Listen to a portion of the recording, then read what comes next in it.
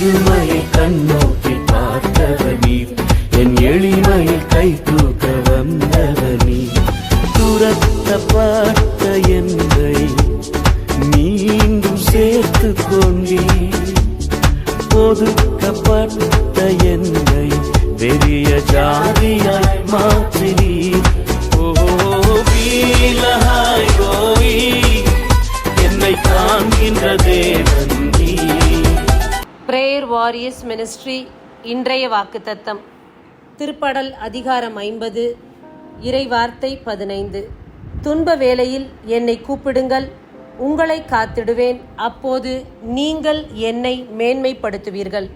அன்பார்ந்தவர்களே, இந்த நாளில் நம்முடைய கஷ்டத்தில், நம்முடைய போராட்டத்தில் மனிதர்களை நோக்கி நாம் கூப்பிடுவதை விட இறைவனிடத்தில் செபிக்கும்போது நிச்சயமாக அவர் நமக்கு உதவி செய்வார்.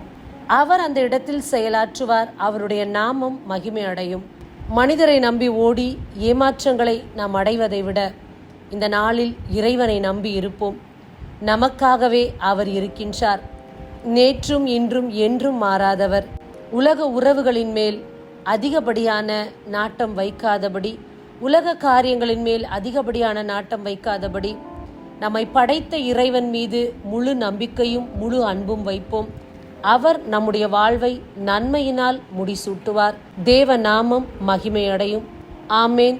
God bless you.